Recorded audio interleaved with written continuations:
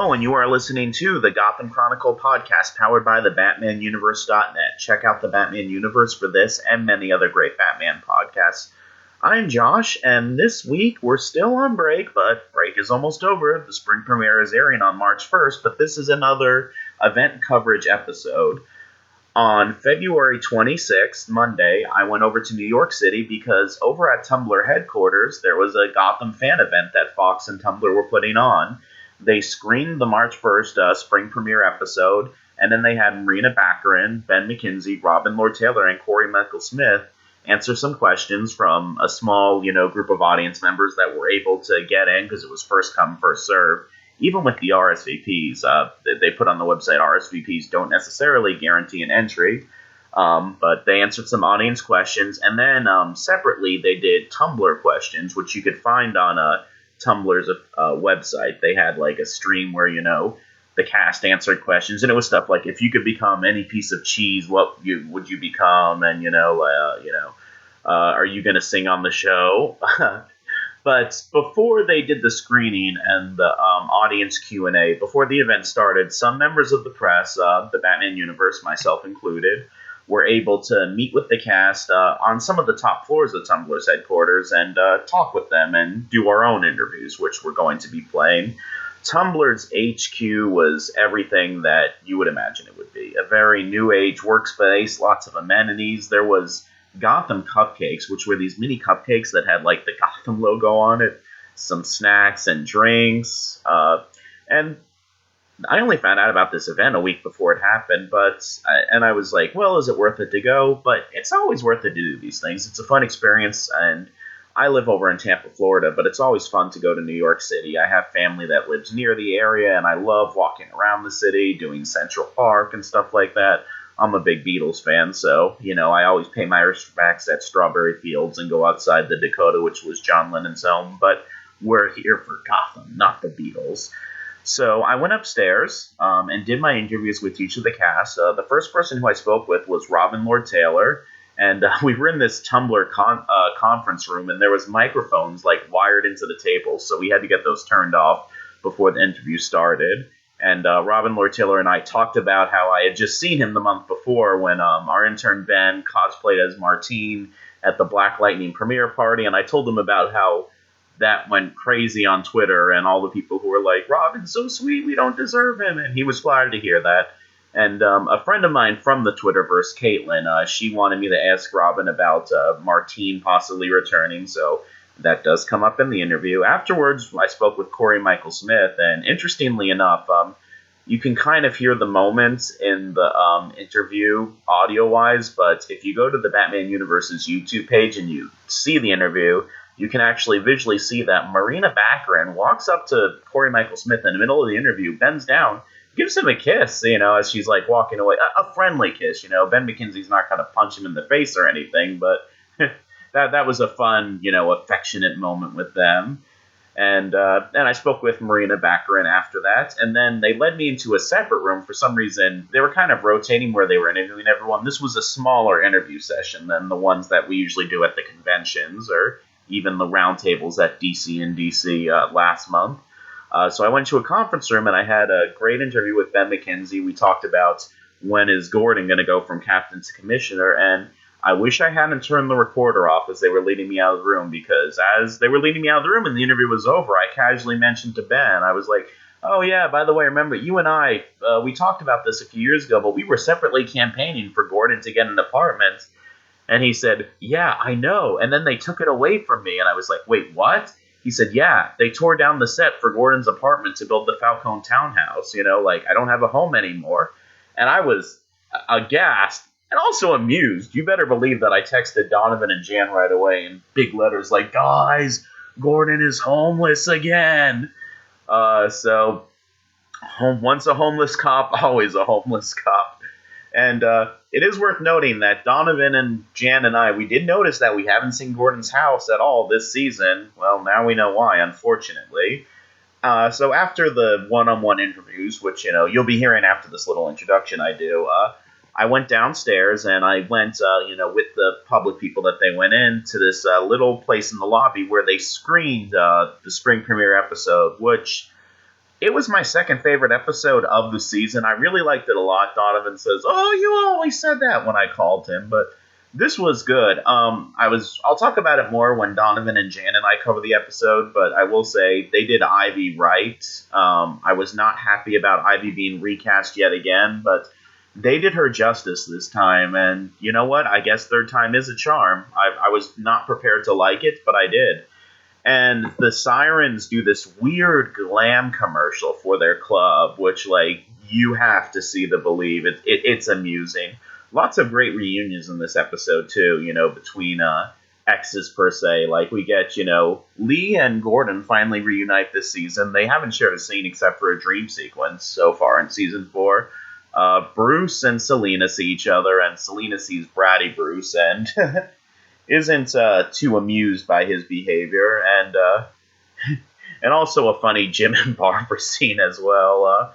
Lots and a Bullock and Gordon scene, when we're talking about reunions between ex-friends, I guess you can say. So some great stuff in that episode, and after that was done, there was the Q&A with the cast from members of the audience and from the moderator, which had some funny moments in there too. We're going to be playing that audio as well, so check all that out. Don't forget to keep on tuning into the Gotham Chronicle, because we're going to be covering the second half of Season 4 and some special episodes. The 100th episode of the podcast is coming up in the next few months, guys, so think about what you want us to do for that, because we definitely have some ideas. Enjoy!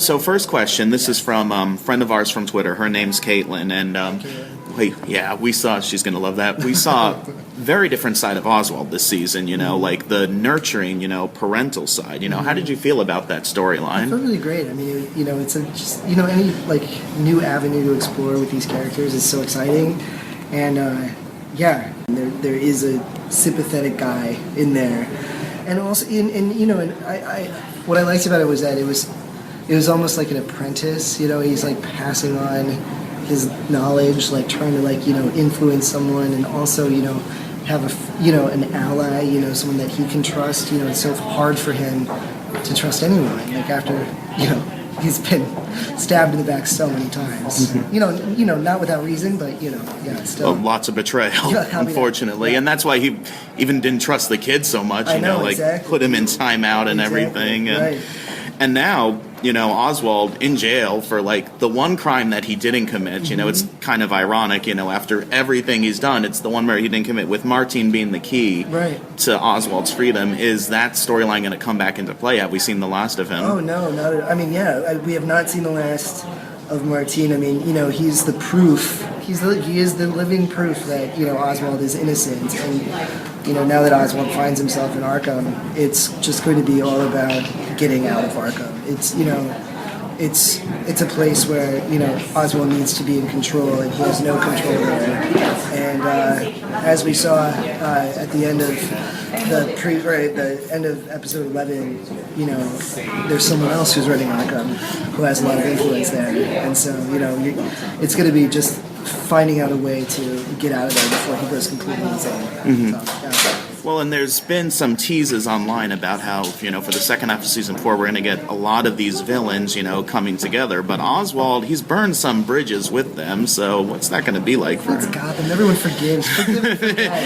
I cut off a few of your hands, one day someone's try to kill. Next day they're your best friend. It's just, and Oswald's one of those people who, I think part of his brilliance is that he really knows how to navigate that.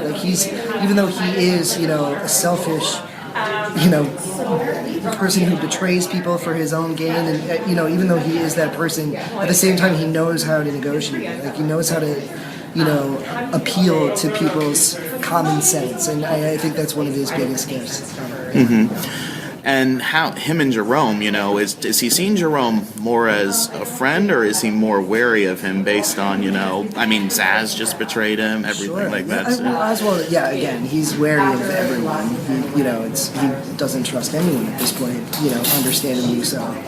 And so, of course, he's wary of Jerome. It's intimidating because, again, Oswald isn't comfortable, being at the whims of someone else. He's comfortable in control, and then when he walks into Arkham and sees that, it's basically Jerome's playpen, it's terrifying. It kind of reminds me of when Fish tried to take over that prison from the beginning of season 1. Is that Robin's thing? He wants to rob Oswald. You guys go hand in hand, right? No, I mean, I don't think Oswald has he has no desire to control Arkham. He just wants to get out, whatever it takes, Whoever he can convince to help him, he will use that. He has to get out, before he loses everything. All right. Well, looking forward to the rest of season 4 and seeing what Oswald has up his sleeve. Yes, Thank you very much. It's long sleeves.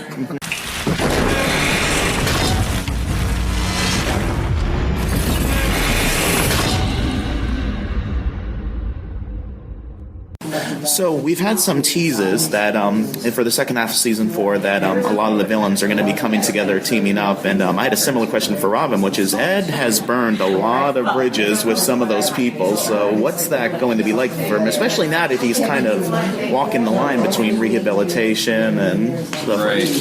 I mean, I don't know. Did I burn the bridges, or did the bridges just happen to someone else? Chopped off a hand. Yeah. Or, No, but I mean, I thought it was appropriate at the time. Fair reputation. as one often does when they chop off hands. I still have some allies and friendships. There's always kind of a possibility that I could rely on Penguin again. With a few extra rules set up. And you mentioned relying on Penguin again. There's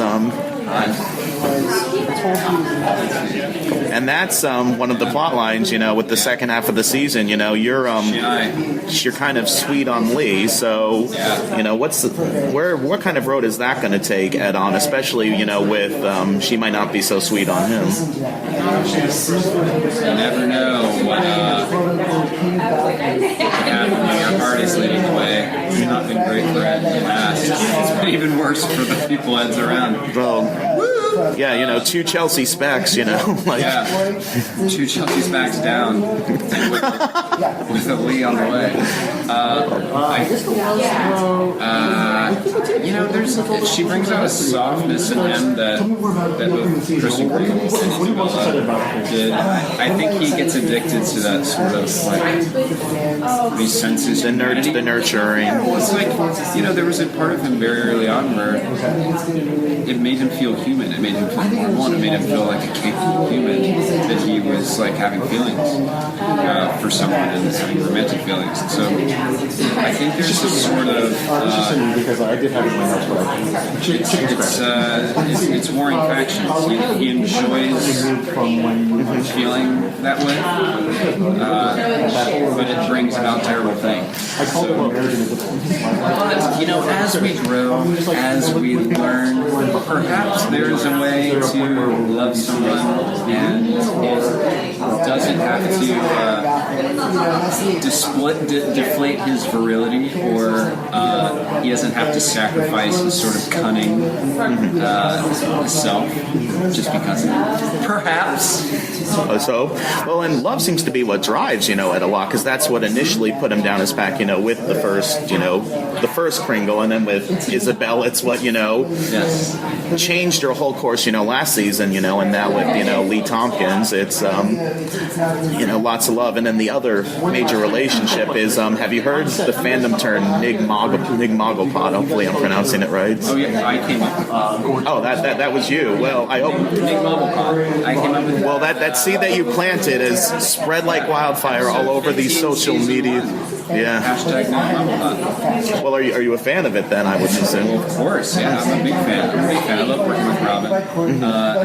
We haven't worked that much together. that much this season, but we do a little more on the end of the season. Yeah, no, we've seen some of the pictures of, you guys together, so people are excited about, Penguin and Riddler coming together. And with Ed a little more isolated this season, kind of over in the Narrows, are there any, actors or characters that you'd like him to kind of, do some scenes with again or interact with that he hasn't gotten a lot of screen time with?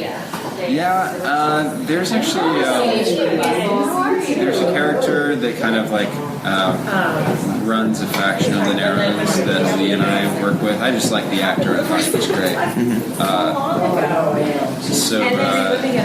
Was it that guy who she poisoned? Mm-hmm. Okay. Yes, there's some more films I really like him. There's more cool Grundy stuff. Yeah, too. Well, and now that he has his memory back, is Grundy still Ed Friend? Problem. Yeah. It's a bit of a problem. Mm-hmm. And then, of course, I'm really happy that I'm working with Robin again. And then, especially in 412, I have some fun stuff with Gordon that gets really heated at the end of season 4. Oh, okay. Well, and this has also been an interesting year for you because you've gone to do a few different, kind of Eds, like an Ed who's more unsure of himself, and then you going back to the whole, mirror, arguing with yourself thing. What's that been like for you? I love it. I love that there's a lot of, he has identity issues. It's been a theme that we played with for 4 years. So it's always kind of fun, when he feels unsure of himself, he's like, oh, maybe I should change, or maybe something's wrong with me. Oh, wait, my old self, I was so this, when I was that, and I like that. I just like that he's kind of unstable and unsure at all times of like who he is and what exactly is the best version of himself. That's sort of like, because he's so confident in some areas and really, thinks he's the brightest person, but his insecurities I find to be really fun because it allows me to portray him in different ways at different times. It's really interesting because we know, his eventual fate of becoming the Riddler, but then there's still that thing this season where it's like, will love pull him back or will, something. So that's one of the things that makes it fun to watch. Yeah, for the rest, the rest of season 4, the struggle of the main thing for me is, am I the Riddler? Can I be the Riddler again? And can the Riddler experience, feel love? Mm-hmm. Does someone like Lee, who brings out softness in me, preclude me from being who I was? Or can those two things live together? Because we haven't seen the Riddler be romantic. We've seen him be a little choky, but not romantic. But that wasn't the Riddler. Mm-hmm. That was it. That was Ed fighting the Riddler persona. Mm-hmm. So, can the Riddler be romantic, and what does that look like? Well, we're looking forward to seeing. It could be very sexy, is the answer. Oh, okay. Tell us more. We don't know. Tell us more. It sounds like you got something up your sleeve there. Yeah, two things. Yeah, imagine a date with someone who's always trying to think 3 steps ahead and outsmart everyone. That could be a sexy Riddler. Well, we're looking forward to seeing what you're up to the rest of season 4 and crossing our fingers for season 5. So we shall see. Yeah, thank you very much. Yeah, thank you, man. Cheers. Cheers.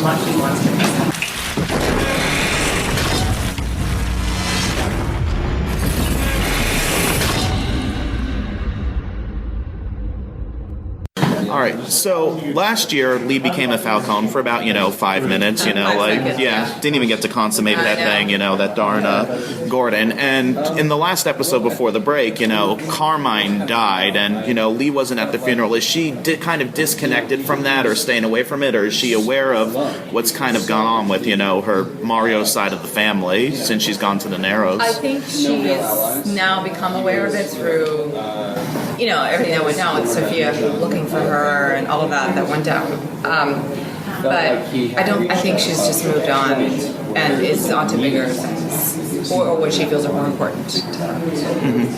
And we saw in one of the promos for the rest of the season a scene with, you and Crystal Reed as Sophia, so finally gonna get to see your sister-in-law, and didn't look like that was going to be a happy family reunion, so, can you tell us a little more about their relationship? Sure. I think it's less about like the jealous ex-girlfriend thing and more about they're butting heads over territories and Gotham and all that stuff. And I think it's very interesting because it's multi-layered, but it is not, let's just say, they're not going to become besties. And on the subject of that, we had a request from the Twitter handle was Morena Baccarin, VR on Twitter. She wants Lee to punch Sophia in the face, so you got Barbara this season, so let's see. Let's hope for that. And I loved this season that we finally got Lee doing her clinic, which is closer to what she's doing in the comics, that more nurturing side of her, helping the underprivileged and even the people who are morally ambiguous, like she'll stitch anyone up. We're going to be seeing more of the clinic and everything this year, and where's that going to take her? Yeah, you'll see a bit of it. It does get destroyed in one of the episodes because there's a thug in town. I don't know if that's aired yet. Samson. That has aired. The guy that you poisoned, he kind of smashed it up. So he smashed it up. After that, we don't see too much of the clinic. She's still helping people, but she sort of starts leading the Narrows, and it becomes more about literally practicing medicine and more about how do we help this neighborhood and these people have access to some of the riches of Gotham. Mm-hmm. And Lee has another admirer, the second half of the season in Ed. How does she take to that? I think at first she's shocked by it, and it wasn't at all on her mind. And then I think as it goes on, she realizes that she's got a great ally in him. And then I think he starts to get her and understand her in a way that nobody has since the virus. Mm-hmm. And I think there's something there, something to explore there. Right. Well, and in addition to dealing with that in the clinic, we're going back to the Narrows and everything. Now that you're leader of the Narrows and fighting over territory, that's a very new direction for your character. What kind of does that kind of give a struggle with Lee's moral compass? Because she did poison a guy. I argued with my friends. I was like, I think she was bluffing. I think the guy was just coughing. It was psychosomatic. They're like, no, Lee gone and poisoned a guy. No, she's definitely changed. She's blurring the lines between good and bad. I don't think she's worried about breaking the law right now, as long as it's a Robin Hood-esque but not so much reason, and that she's benefiting people who need help. And throughout, the first half of the season, except for a dream sequence, you and your real-life husband and on-screen ex-fiance haven't actually shared a scene except for that scarecrow thing. And I know in the second half of the season, finally be kind of coming back together yet. Is there a healing, or is still some resentment over the events of last year? Ruining a honeymoon, burying a guy alive, hard things to get past, but it's Gotham. Yeah, a lot of stuff has happened between these two, and they're definitely at odds still. I think they love each other, there's love there, but I think that they might have hit just right now a point of no return, and they're actually two very different things. She's changed in such a way that I don't think he understands quite yet, and he's hoping for the old Lee, which was not something she did. But we'll have some scenes together, and it'll be very different than the scene. Well, we're looking forward to seeing what Lee is up to in the Narrows, the second half of season 4. Morena, thank you very much for being with us. Thank you. Though different brands.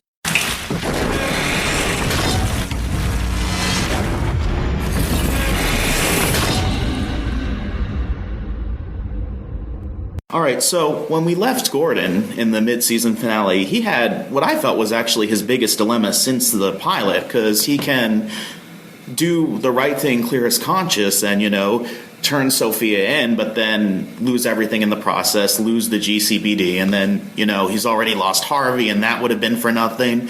Or just keep going and keep the city clean, but live with knowing all that Professor Pig stuff is, on his conscience. All his revenge for, shooting up Mario on his honeymoon. So, but dish best served cold. I was a little impressed by that. But so, with that dilemma weighing on Gordon's mind, what are things going to be like for him the second half of the season? Well, certainly it's gotten very complicated. I think that because he did, make his bed with Sophia and that went the way that it went, he'll feel the guilt and he'll feel the guilt of what he was a part of, and that sort of translates throughout his relationships in Gotham. It's a secret that he wants to keep a secret. Harvey is privy to it. A few other people are privy to it, but he has to kind of keep his head about him and trudge on. That's kind of what the story we're telling over many seasons is how the average, everyday hero guy, Jim Gordon, who is responsible for so much in Gotham, gets beaten down and beaten down and beaten down to where ultimately, the city needs somebody like a Batman to save it. And this season, you've been writing and directing, as opposed to just being behind the camera, or in front of the camera, rather, behind and front, you're on all sides of the camera. How has that changed your perspective on, the show and making the show and, seeing, what some of the challenges are and finding the voice for the characters and, being like, man, this actor who I've been friends with for years, they're kind of a dick to work to direct or something. You don't have to name names, but we know who it is. Yeah, I mean, everybody, it certainly gives you a sense of, the massive undertaking it is to make a show like this, which creates a whole world and a period world, but a specific, alternate reality period world, and reimagines these iconic characters in a new place in their lives that we haven't seen before on camera. So really, it's a lot of work by a lot of people. I think that's the first thing you understand. And the other thing is, I think it makes you a little less precious as an actor because you're able to understand that, at the end of the day, so many different pieces have to move in order to accomplish something that it's a way it's freeing as a performer because you're able to kind of go, well, as long as I understand why I'm making any choice that I'm making in a scene, I can just go for it completely. I'm protected on either side with, great writing and directing and production design and everything to the post-production. Really, it all culminates in a really, sort of dynamic show. And now that Gordon is captain and is in more of a leadership role, right now, Alvarez and friends, they're all kind of, and Harper, they're all kind of on his side, but is he going to find that being the guy in charge is not as easy as it looked when Barnes and Essen did it? Yes. Yeah, that's right. I mean, I think there's a double-edged sword with the leadership role, which is that he finally gets, troops, men and women to be the leader of, but at the same time he realizes how ineffectual most of the Gotham leadership actually is, and what a mixed blessing it is to have that burden of responsibility if you can't actually affect change. Everyone looks at you go, you're the guy. He's like being the super in a building when the plumbing breaks. You didn't break the plumbing, but you got to fix it. We're good? Okay. All right. And it's taken us 4 seasons to get from Detective Gordon to Captain Gordon, right. Eye on the prize, Commissioner, how are we doing on that? You think we can get there? Going to get a season 5? I don't know. We can speed it up if we have to, but it's probably going to be a season or 2 if we're so lucky, and if not, we'll just very quickly become Commissioner. Made for TV movie, exactly. Or something, Right. All right. Well, looking forward to seeing, how Gordon deals with all of this stuff in the second half of season 4 and season 5 and beyond. Yeah. Thank you very much. Thank you very much. Yeah.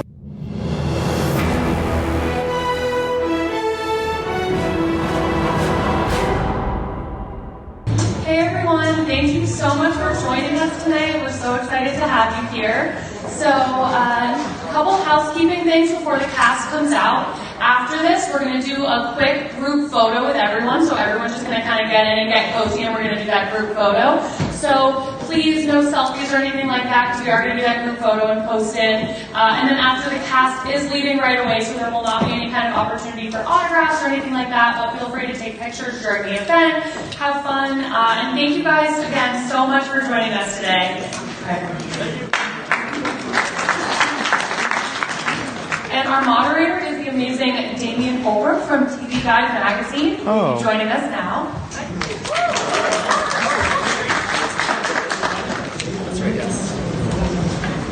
everybody. Hi. So, what did you think of the episode? Right?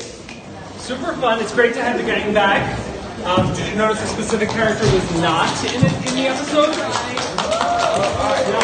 So here's the cast. We got Cory, Michael,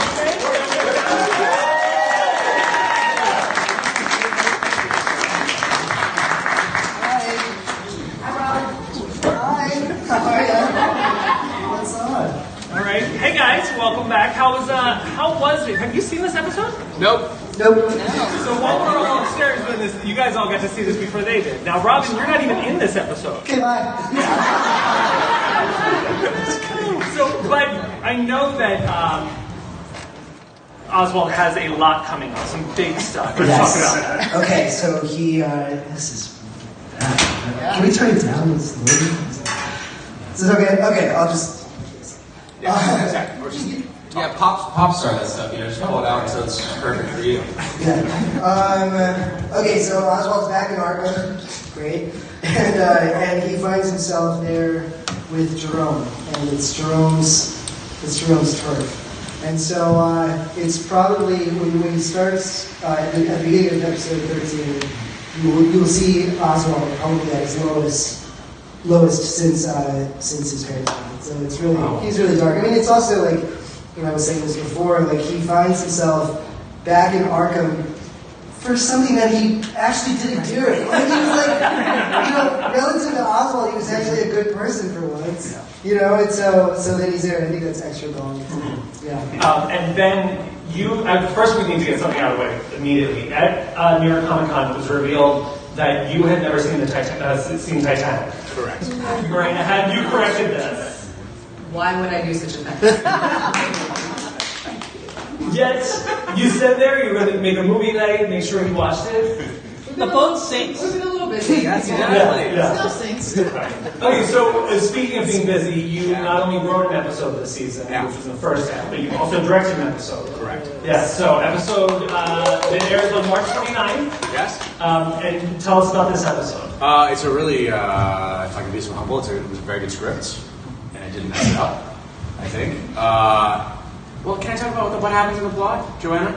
Yeah. Sure, what happened? So, Jerome, Scarecrow, and the Hatter break out of Arkham. That's how we start out. So that's a good start. And then it becomes a bit of Jim and Harvey are trying to stop the Hatter, who has a particular plan, but then you realize later there's a bigger plan afoot. Meanwhile, Jerome is on his own mission to, has to do with his personal life and new characters we haven't seen yet. And Bruce is involved in that storyline. So it's really, actually, it was an incredibly fun episode to direct. We had some iconic villains, not to mention, core characters already established, plus big fight sequences. I had like a 200-foot crane with 200 background instead of Arkham style. It was great. Okay, so for you guys who have been directed by Ben now twice, what is it like on his... What have they learned from my direction? What have you taught them? Yes, exactly. I have not been in either episode of Ben's. And neither have I. Well, actually, that's not true. I had one scene in the first one. Correct. But that's it. That's it. So the three of us are not in his episode this season. So maybe the next question. Yeah. Okay. So Cory. No, but I have a lot of notes for them. Right. It's actually just a Jim-centric episode. Can I just say really quick, though, I want to answer it. No, because I had a different name in the first episode that Ben directed, and it was amazing because he has such a shorthand with all of us. I mean, he knows the cast, he knows each other, all of us so well, that to get us to any point we need to be in the scene, it couldn't have been easier. I mean, it's just, you just look at me, and I would know exactly what he wants. It was really great, and he's constantly professional. So. And how is it writing an episode and then watching it go through the TV making process of, that's not from live. Yeah, with sausage making. It's, I mean, and so you come up with a story idea, or we came up with it in the room, then I go off and I write an episode, or the rough draft, after an outline. At every step of the way, it's vetted with the studio and the network, and then after you've written it, it goes to the studio network again. And as often with network TV, it's very much like make it clear, you know what's happening. So, but once you fit those parameters, actually the film was very, very cool. The tone of the show is what it is. I mean, it's a dark show with some really sick humor, so lean into that. I had a character who was a dog who was running around like in some masochistic gear, like. I saw him coming over here, actually. Yeah, he's right actually towards the bar. Yeah, right down the street. And and then at the end of the episode, I think a 13-year-old voice clip was cut. Yeah, he just died. He's dead. So he did. So we're not afraid to go there. And I never got the note. Could you do it, but without the kid dying? It was like, no, that's what the show making. So I found it really interesting. It was great to watch the process all the way through, like to come up with to write it down with the help of everyone else, to scout it with the director Kim Fink, who did a great job, and to be with him on set, both while I was filming as an actor, but also as a writer most of the time. And then and get these guys' notes and get their feedback, and that was very helpful, because what's great is that I hope there's no fear on either side. Like if they had something that wasn't working for them, they would tell me, and vice versa. And so it was very it was easy. Cory and Morena, this season we've seen these two come together. I never thought these two characters would ever intersect. And they've become quite the Boris and Natasha. But Cory, this has been probably the broadest Nygma we've seen. Like his crazy and his eccentricity. Yeah, it was always reserved to him in his head or alone or with one other person. And now he's on a grand scale presenting himself. Yeah, I even got to choreograph and perform a little commedia dell'arte mockery of Penguin. That was pretty. Yeah, how has that been taking Edward, large scale now? It was fun. I felt like a sort of allowance, because he became a little stupefied because of the defrosting, and I kind of just had a lot of fun with it. And the riddle thing was fun for you guys. You guys did crush that. Yeah, and it was just kind of fun. They were writing stuff that was a bit more physical, and so I just leaned into it. And then once you paired Ed with Grundy, who was just this big giant piece of meat that could hurt people, with a little backhand and their head comes off. So it was written in such a way it kind of felt like little Abbott and Costello. It was this little duo comedy routine. It was really fun. And there was a scene in this episode in the alleyway after the toy maker where Jim runs in and says, something about, I can't believe you tried to take him on yourself or do this alone. Which said to me that Jim actually still sees this guy as the good guy he knew from the police station. It seems like Jim still cares about this guy. I think he does care about him on some level. I think he sees or wants to see in him enough to believe that could be possible.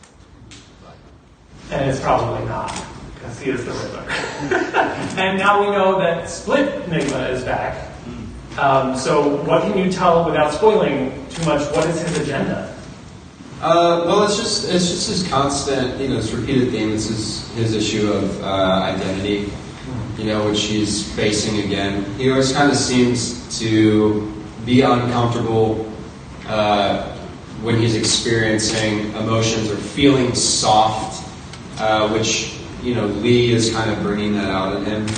And so there's a part of him that feels like he needs to be big, be cunning, don't trust people, stand up for yourself, stick up for yourself. So I think he's struggling with this idea of he had this moment where he was the Riddler and he felt really powerful and he felt like he had reached this zenith of who he really was, and that was kind of stolen from him. But he does truly, genuinely care about Lee, and he's currently in a place where does he have to choose? If he does, what does that mean? Which one does he value more? Can the Riddler also live with caring about another woman, or even having a friend that you value as much as what you can see as an equal? So that's kind of what he's dealing with right now. And how do you think he would deal with any possible reconciliation between Lee and Jim. Whoa. Yeah. We look for those moments in those scenes where it's like, well, you know. Well, how would Lee feel about a reconciliation? I don't know. I think this is a new Lee. I think she's very, very different from where she's Okay, been. so we at New York Comic Con, we still hadn't seen this character come back. And all we were told was she comes back in a very different space. This is a incredibly different Lee. Like, this is full, 180. She was mild-mannered, she wore, lab coats, she was the voice of reason. Now she's... the spokesperson for Max Canada. Right, exactly. And now she's, kind of like in a Pat Benatar cover band. Yeah. I'll take that. What did you think when you saw on paper, oh, this is what Lee is now? It was a tough transition, honestly. It was suddenly, and the way the introduction was, it was hard. It was like she was already there, so I couldn't rev up into it. But it's been fun, and I think that there are just a lot of different faces of who that new Lee is. Because at first it was like, I don't want to know anybody, I want to be alone, I want to do this clinic, and I want to help people, and that was it. And then he came along, Nygma and Rundy, and it's been evolving, and suddenly she finds herself leading, the underground because she didn't want some other jerk to have the job, basically. So now she's finding the power within her to be who that is. But it seems like her motivation is still altruistic. Like, she cares about the people in the Narrows and taking care of them. I just think she's bending the rules a lot more than she used to. Which has got to be more fun. A lot more fun. Yeah. And now, Robin, we don't see you until maybe next week. Right, definitely next week. The scenes in Arkham, especially the group scenes, like the crowd scenes, they feel probably the most theatrical.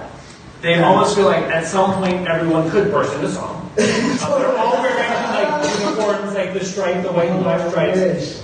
What is the vibe like on this set with those? Because it's, there's a different energy when everyone is channeling or trying to play an Arkham resident. Well, yeah, and also I think in this particular instance, now that Jerome is there, and you have Cameron embodying this incredible character, and they're following him, they all they sort of follow his lead. I mean, they're all in the moment, feeling crazy, and and it's great because again, it informs how I feel when I'm there in front of all of them.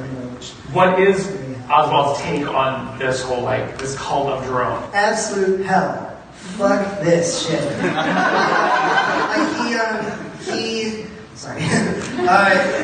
It's the antithesis. It's just the opposite of anything that he understands or wants, or it's chaos. And there's no Oswald is about organization and control, and things happen at a certain time. And if they don't, it's the end of the world. That's how he operates. And then to find himself there, and then again being there because he was betrayed yet again, is just all the more horrifying. He went from king of Gotham to the king of one step forward, two steps back. Yes. I cannot imagine him though putting up with being bested by Jerome for long. Oh no! I mean, well, no. He's also, and then I say this a lot, but the Penguin's at his best when he's climbing his way out of the ditch. I mean, that's when he is when he and I think a lot of it too is that when he's at the top of everything, it's the classic story of hubris. He makes he starts to make little mistakes, and he starts to get bigger than he is, and making wrong alliances, trusting people he shouldn't, and then it all falls apart. And but when he's down and gritty, that's when he's the most cunning, he's the most ruthless, and that's why. Do you think that he will eventually figure out that the two people that he really needs as allies are Jim and Ed? Figure out how to make those work? I will say yes, absolutely. Because again, and I will say that actually about, everybody on this panel, all the characters on this panel, and multiple characters in the thing, that the great thing about our show is that the alliances are constantly flipping and changing, and one day one person's your enemy, but the next day they may be your best friend, just because they have that one thing that you need to stay alive. It's desperate in Gotham, and I think, that's why these characters keep coming back to our show. I have some questions. We're going to go to audience questions as well, but I have some that we pulled from Twitter. This first one, Drew Powell, at Drew Powell, wants to know what makes Drew Powell so lovable. Only Drew Powell knows that. Okay. Okay, Morena Baccarin VR says this season has had many changes of alliances in the show, and some people had the opportunity to work together for a longer time. How has this changed for you guys? Getting to play opposite actors that you maybe didn't spend a lot of time with the last seasons. It's nice. I always miss working with Robin because we have a great time. But Morena and I have been together for like this whole season almost, Basically, yeah. and it's been awesome. It's been really fun. She has like she has like an intensity that's just kind of effortless, which is it's a really nice. It's been a really nice pairing. When I'm not boring you with pictures of my kids. Yeah, but that's the fun part. No, she's really easy to work with, and I think we've had a good time. There's been a lot of laughs for our characters in this season, which has been good. What is Kyrie Dumphy wants to know to everyone? What helps you get into your character? It helps me when I put on the suit. I put on the wardrobe of the show is fantastic. Designed by John Glazer is fantastic. So that helps me. I mean, I don't necessarily work out in, but it helps to be in the clothes. But we're often on these beautiful sets or incredible locations, and really, didn't throw another 100 people in his background. But it's like you're like, I should probably focus on my job here, and because we're definitely on a big stage. Villains? Yeah, definitely. Costume, hair, and makeup. Like all of those, the external pieces coming together, that I'm like right there. Yeah. Yeah, for me it's the glasses. I put the glasses on once I'm like down around the set. But it's actually quite helpful. You're limited to like where your head can be because there's a camera and it has to see your eyes and not be blocked by stuff. So there's sort of like, when I had them on, there's a limitation of head movement, which is actually, it's been something that just physically helps me get in character. And also the leather gloves. It's kind of nice. When you have the leather gloves on, it feels so like, you feel really powerful in leather gloves that are like fitted perfectly to your hand. It's nice. Yeah. Morena? Yeah, I would agree with these guys. For me, mostly though is my shoes. Oh yeah. They're the boots I'm wearing this season are ridiculous. They're about, I'm not exaggerating, this high. I'd break my neck. Yeah, I almost did. And she came right up and Susan Day. Cory, who does Ed's eyewear? Is there a specific designer? I mean, this is not a paid partnership, but it could be. If people wanted Nygma glasses. They're mascot glasses. Mascots. That's mascots. All right, audience? Yeah, if a couple people want to raise their hands and ask a question. All right, right here. Well, I'm a big Batman fan, and I would like to ask if you guys took any inspiration, like Ben McKenzie's character, Jim Gordon, from Batman Year One. Yes. Since you also did voice work for Batman. Yeah. Did you take a lot of influence from there? Yeah, I did. If we look at the question, did I take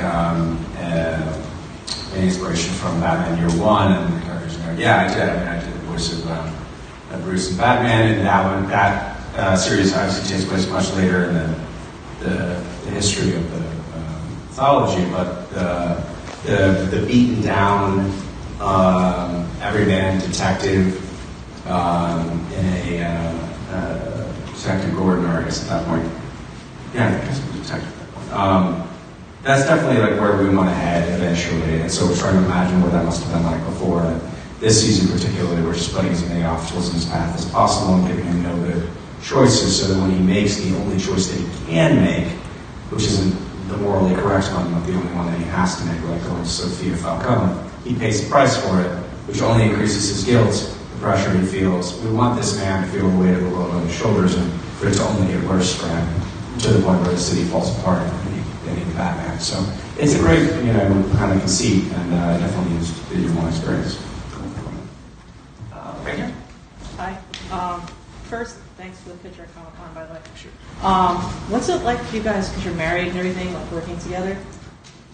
And do you guys have any problems working together? The mic threw me off completely. Like, take anything home? We don't have any problems Never had a problem. I mean, that's the best part. I love being married. That's right. We met working on the show, so it's to have that happen. Let's see. Yeah. Oh, you took it from Oh. I did, and I don't regret it. It's all in it. You guys only have one kid or two kids? You have kids. We have two. Two? Okay, and Wow, I right missed the second one. Yeah. Hi, I wanted to know what will Oswald and Ed's dynamic be like this season, and will Ed and Jerome share a scene together? I'm sorry, can you repeat that? Sorry, I didn't understand. What will Oswald and Ed's dynamic look like this season, and will Ed and Jerome have a scene together?